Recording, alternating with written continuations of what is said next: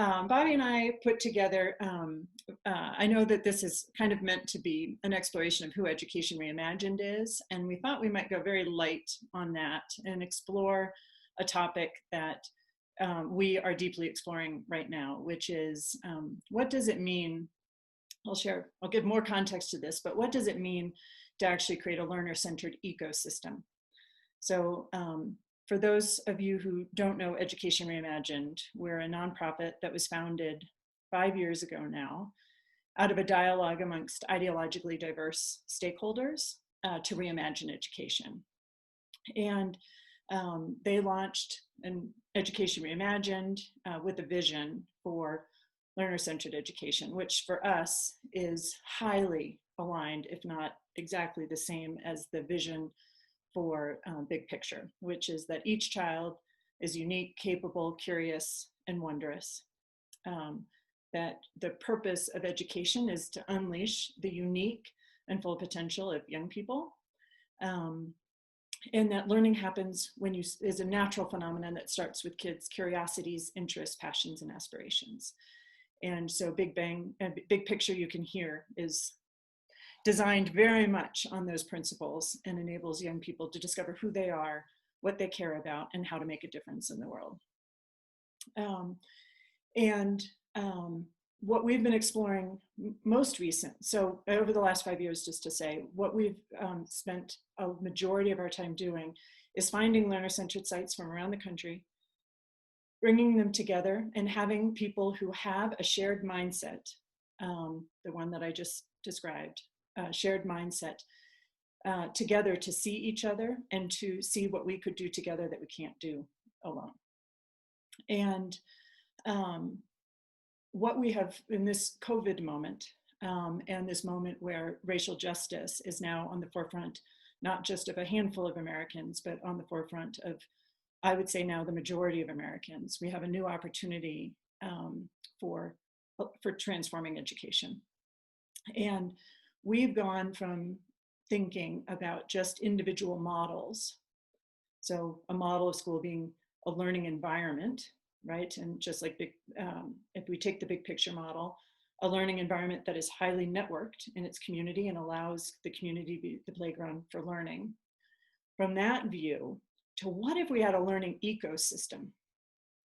And really, there were many people playing these roles, not just isolated school, single schools, but what if the whole community was designed to be the space for learning? So that's what we're going to be exploring today. And in particular, in this moment, it's important to say that we distinguish between innovation and invention. Innovation is taking the current model of education, a compliance-based model that ranks young people and sorts them into those who can and those who can't, as opposed to seeing each child as curious, wondrous, and capable of amazing things. That to iterate on that concept of education is a fool's errand. It can't produce the results the two results we most care about. One is an equitable result for each and every child.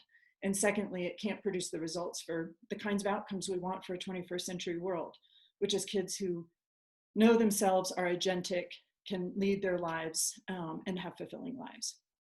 So for us, this is the mission, is to transform education, and this idea of innovation, which would be iterating on the current design, is not the space for us.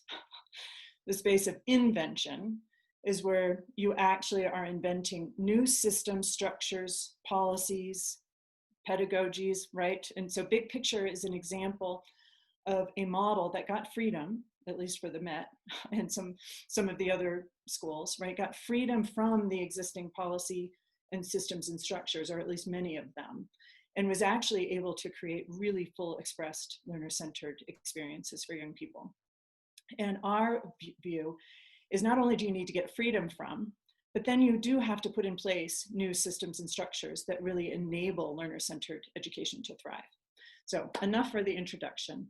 I'm going to turn it over to Bobby to give a little bit more context for what we're going to be up to today. Okay, great. Thanks, Kelly. Mhm. Excellent. Okay.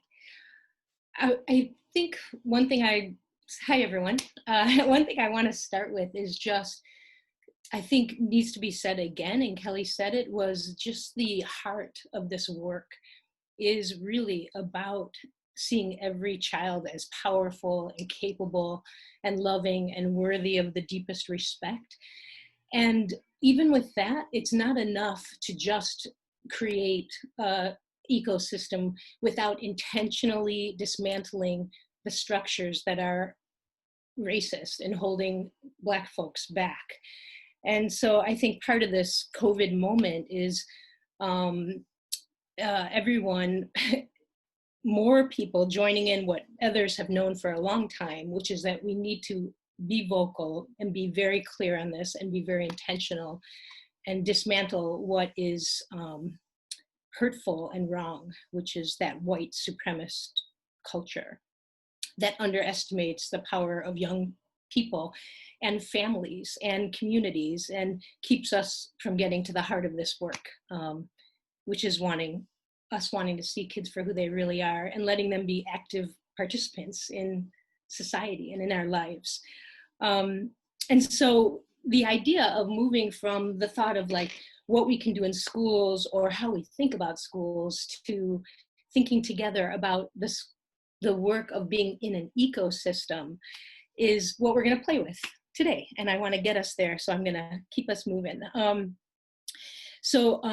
The idea is, what we're going to do is we're going to break into groups and playfully think a little bit, instead of about school, about ecosystems.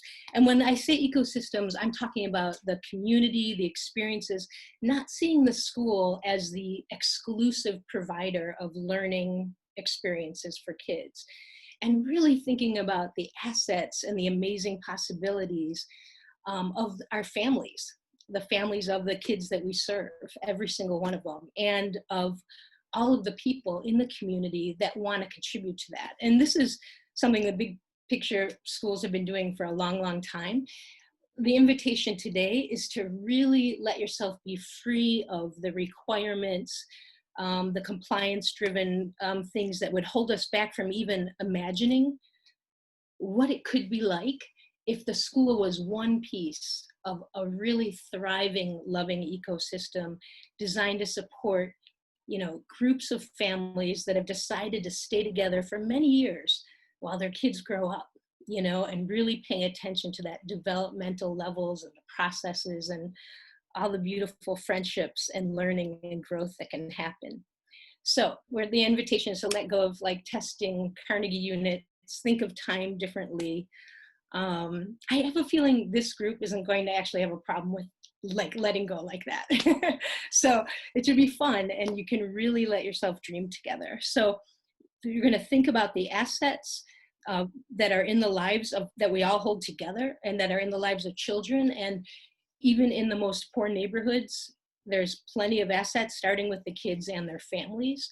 So I don't think this is an exercise in any way that's designated towards neighborhoods we would call thriving. I think this is an exercise that we can all do no matter where we are with the kids that we have.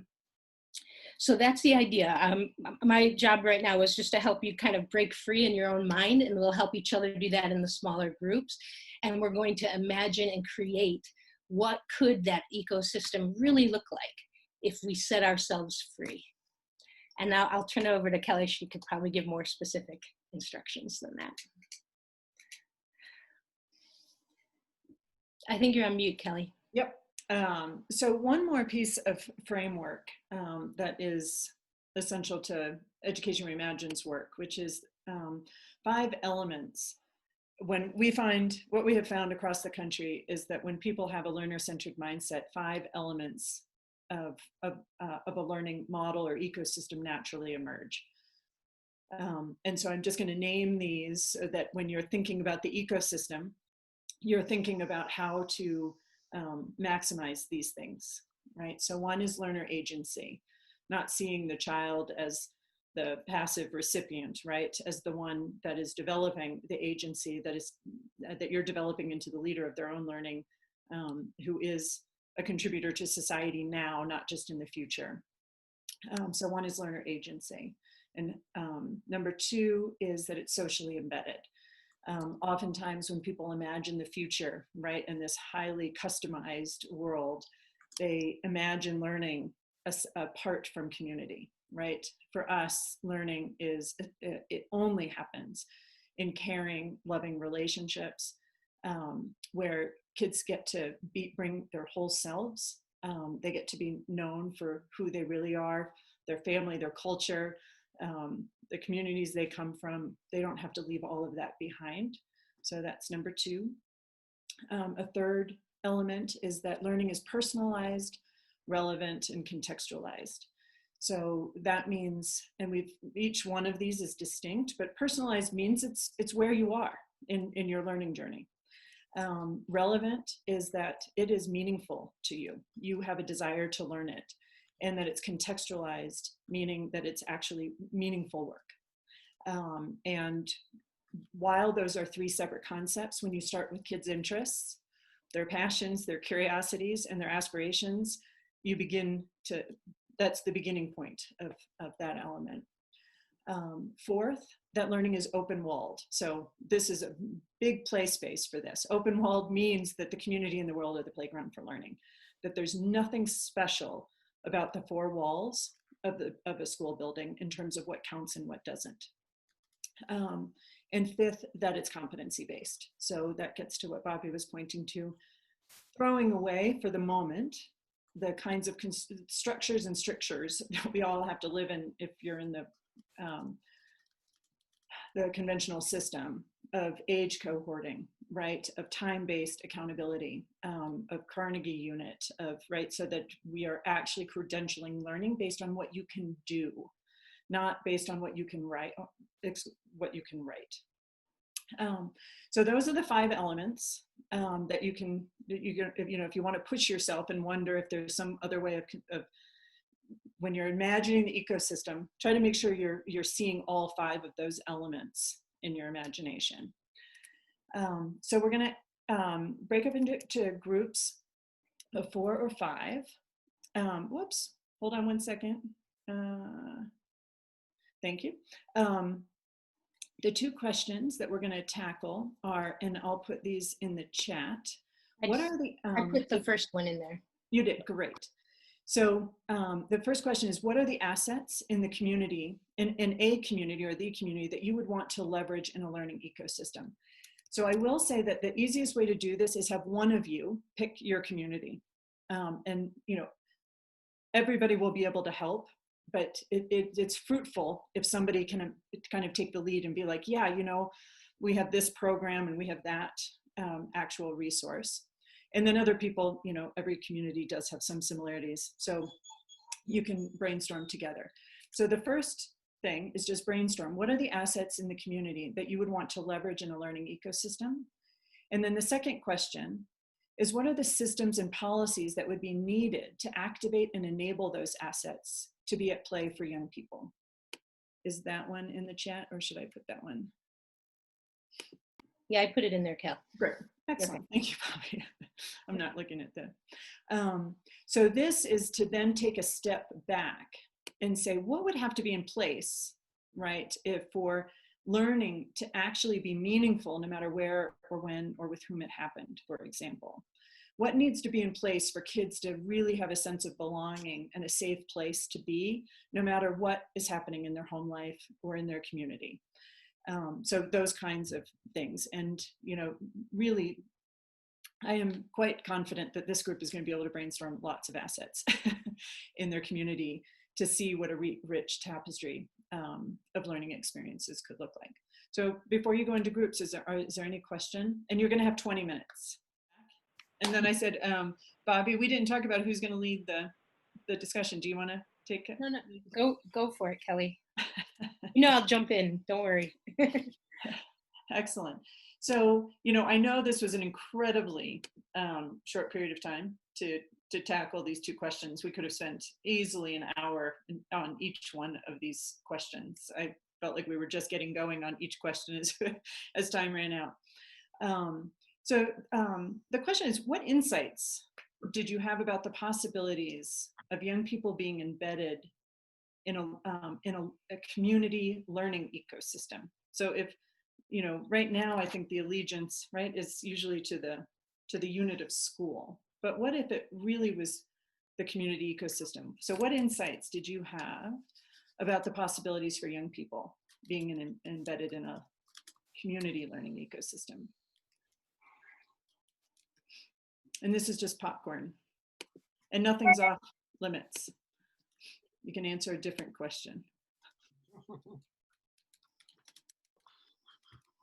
We only talked about it for a quick second, but I was really thinking about like outside spaces and how that can be utilized more, especially because of just like it being a respiratory illness like that, making outside much more a viable option. And I think before, you know, outside classrooms were kind of like a fancy thing that only some schools have, and I think a lot more schools are gonna find that that's like a necessity, and that space is used in that way much more. So I'm curious to see how that pans out. Mm-hmm. Great, yes, that came up in our discussion too. Outdoor spaces in urban settings.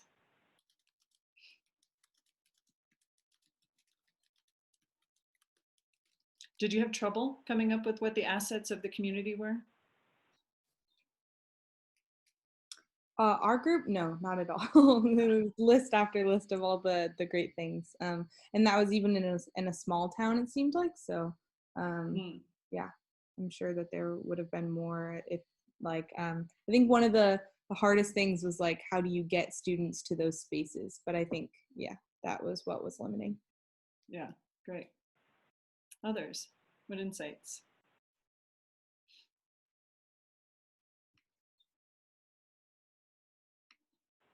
I think we picked a city of a fine individual in her group to tether some of the examples. I think that was a good exercise in thinking through it because it got you some specifics that parallel different communities, but also allow you to kind of share your own community and see it through other people's eyes, just as a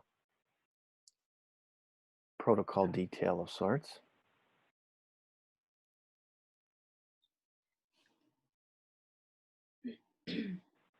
And there were two parts of the discussion. One was what are the assets, and then what are the policies and systems and structures necessary to really support a learning ecosystem. So you might have observations or insights about what it might take to create an ecosystem.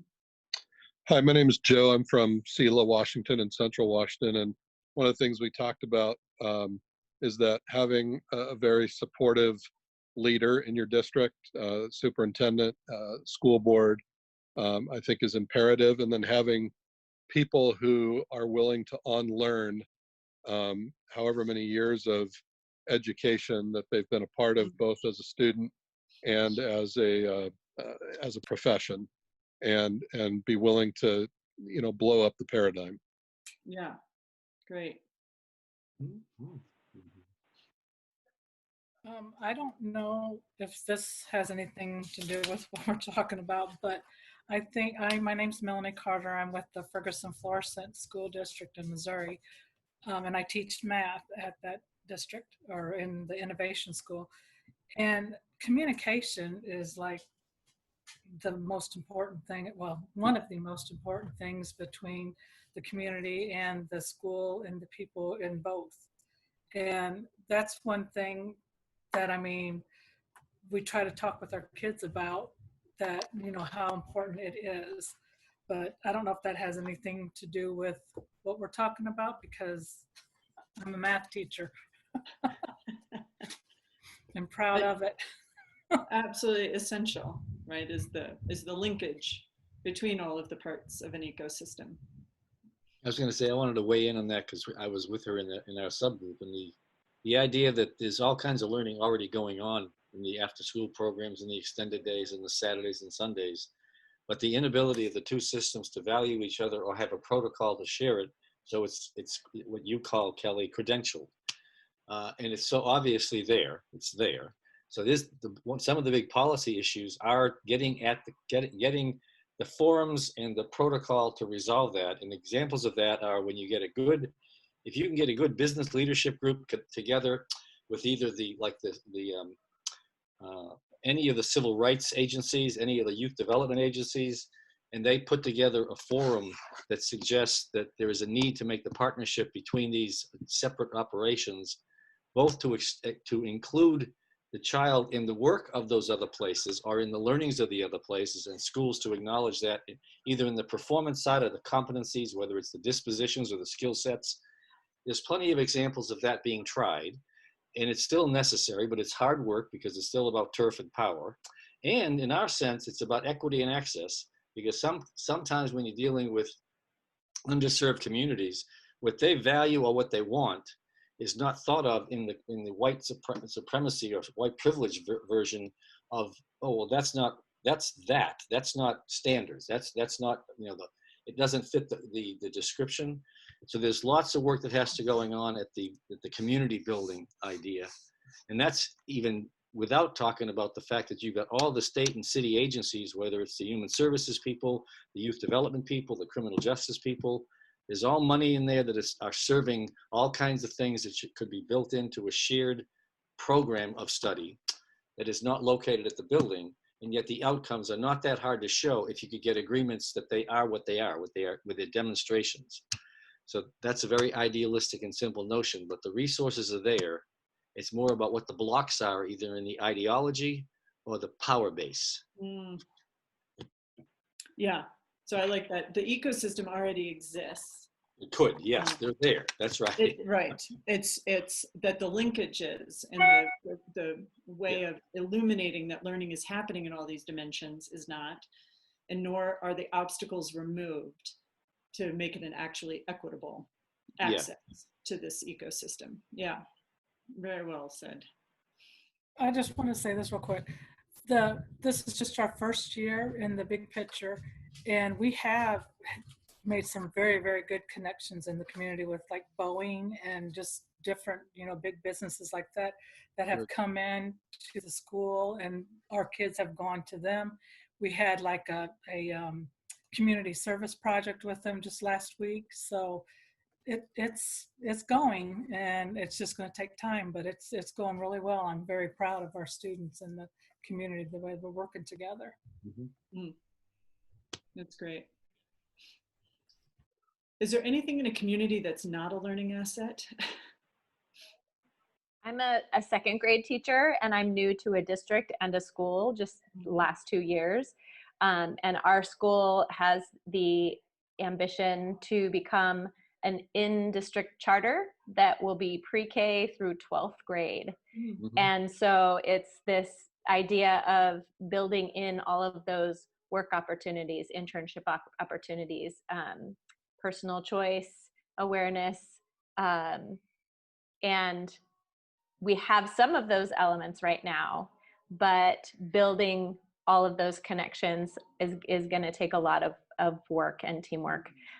We had a student in our group, and she said that a stable foundation of support and outside and positive outside influences is something that is kind of at the foundation of creating that ecosystem. And when I asked her to provide some examples, she said that she's focused on her study, but her parents are in the community and are aware of opportunities for her to serve and do community service. And then she can bring that experience and teach her classmates about it. And then her classmates get excited and inspired to go do their part in the community. And so I think that just that positive momentum and that engagement, we need to increase engagement across all of these different students with different needs.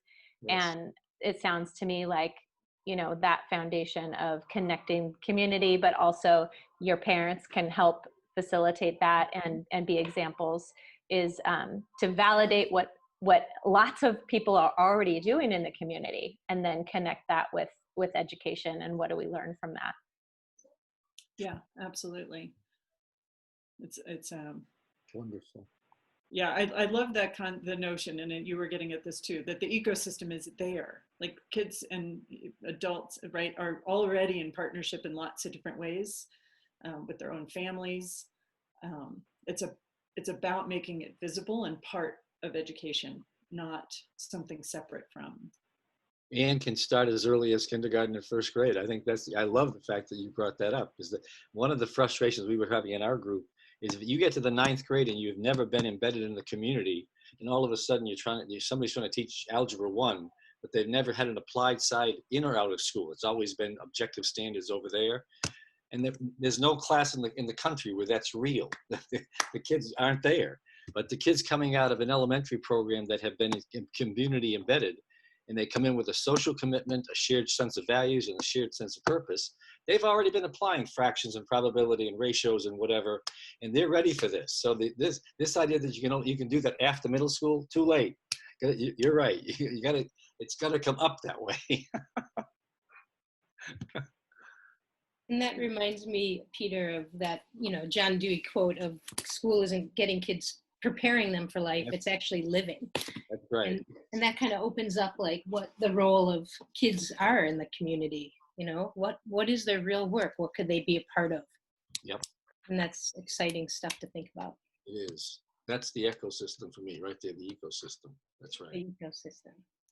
Well, and something that's already there, and this is singing to the choir, but Jeff brought it up. I think a true advisory program is an asset to utilizing your ecosystem better because of not only the kind of programming goal setting around it, but the whole student as well as the time that allows.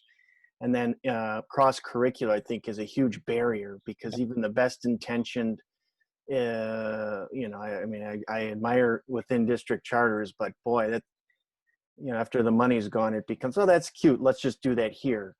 And then there's all sorts of, do it different, but do it the same way we've been doing it. So I think one of the enablers against that kind of gravitational pull is a true focus on cross curricular. And then the third thing kind of that I think is embedded in this is what the credentialing piece of what are you accounting?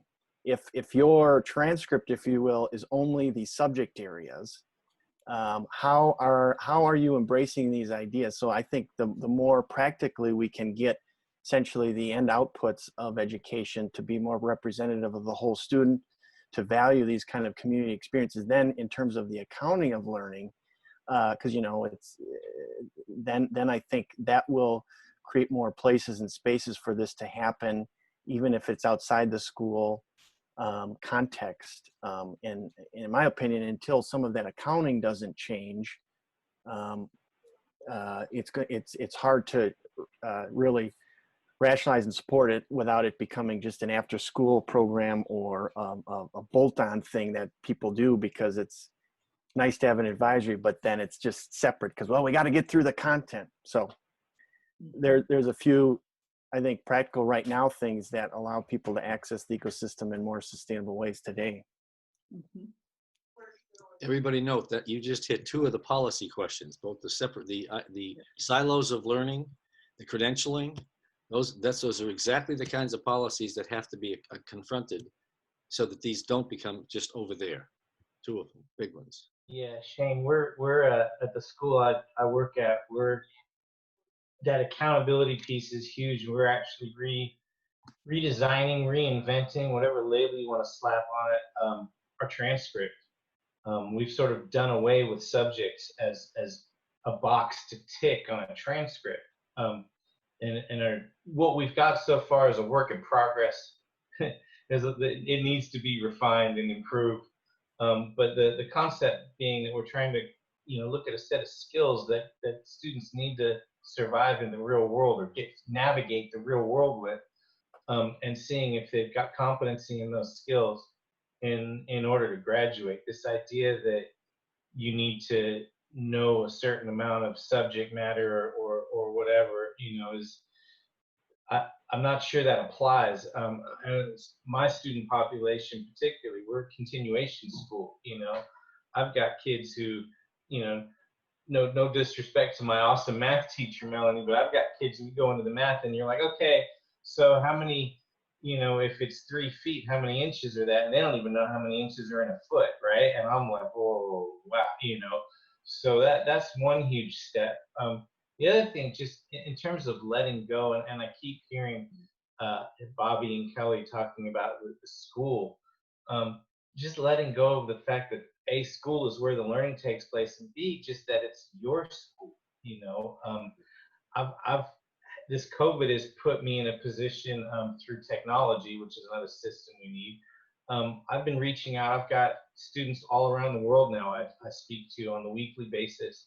And what they're learning from each other about a global community, about cultures. If you've been in any of the B-side sessions, those are the international students who have collaborated and have been leading those sessions, right? And those are skills that don't show up on a transcript. They don't show up on anything. Like, can you have a conversation with somebody? Can you empathize or sympathize with somebody in another part of the world? Do you have what used to be called soft skills? And those are so critical to navigating our world today. And they don't get recognized for the importance that they are. And so for me, at least, I plan, no matter how we reopen next year, that's going to be a main part of what we do. Is just my students, they're going to have to interact with students from around the globe. And that's one thing that I'm just so grateful to be part of Big Picture is we're a global community. We've got schools all around the world. And I don't think I quite realized that until I, was told to stay at home and get on a Zoom meeting. And then all of a sudden I'm talking to people from Kenya and the UK and Mumbai and Seoul, and I'm like, holy, there's all kinds of people we need to be working with out there. So just letting go of that barrier of not just school, but your school, I think is critical for it. And Big Picture lets us do that. It's amazing. Yeah. Well, Freddie, that was a great, we are just about at time, but just to, you just really took it to the next level, that what it means to be in community now is global. Mm-hmm. So there's the rich assets that we have in our physical, geographic community. And then there's equally rich in a global community. So we now live in a time where there's no reason, especially as when we're remote, that learning has to come from the people in a particular building, right? Districts actually are networks of schools, but they don't act like it, right? They're individual learning places. But why? Why couldn't classes be opened up for districts and even for states? Why, right? You could be taking French from somebody in France, or on a webinar with other kids from a different school in Mumbai. So there's just so many rich opportunities, and this was a great conversation for beginning to elevate those systems and structures, that if you really want to do this and not make it, as you said, Shane, like over there, and to have it actually be integrated, there are systems that we have to shift. And our focus now is becoming to shift to those systems. COVID and the racial injustice being raised to the forefront of more and more white people, because it's always been on the forefront of our Black, Brown, and Indigenous folks. How are we now taking the opportunity to shift these systems so that it actually gets integrated and valued, and that we're not continuing to see content as real learning and all of this other stuff as, a nice fancy add-on. So thank you for indulging in this conversation. And I think that we all have enormous opportunity in this moment to begin to integrate the learning, no matter where it happens, into our learning experience. Bobby, do you want to say anything else to Chris? Thanks everyone, I really appreciate it. It's great having these sparkling and deep ideas, sharing. So thank you so much. Thank you. Thank you all. It's good to see you, Charlie. You too, Kelly. Hi, Peter.